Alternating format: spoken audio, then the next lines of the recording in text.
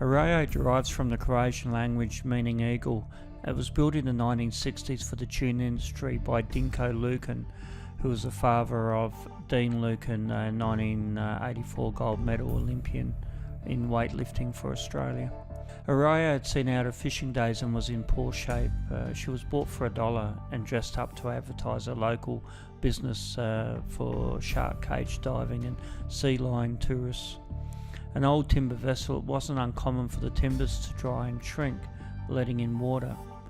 Well, the Orao had sunk a number of times at various moorings and the berth as well. She was refloated on these occasions.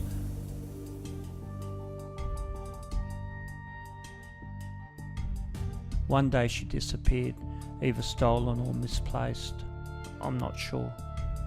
However, in 2016, Sam, a local diver, and I bumped into her. The first thing we noticed was how clean she was, with the exception of the lice seen here on her. These are Pacific worms, a feral species of animal that has likely made their way here from the shipping that comes into Port Lincoln.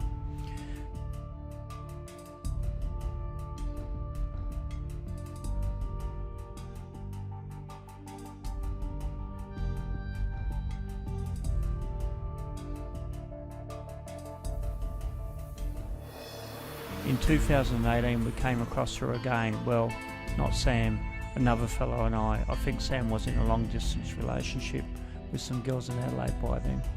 Anyway, the Pacific worms were not prevalent, and there were more sponges on there as well. However, the starboard side shows the beautiful timber still quite bare. She was a solid built vessel and you could penetrate all the holds, including into the bow. The visibility is generally pretty poor, well, at least on both occasions that we bumped into her.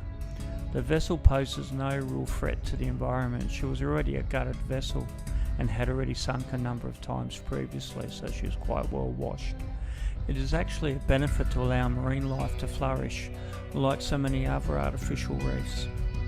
What will be interesting is to see if the Pacific worms over time will reduce due to growth of sponges and coral, or whether the Pacific worms are seasonal and will take over again.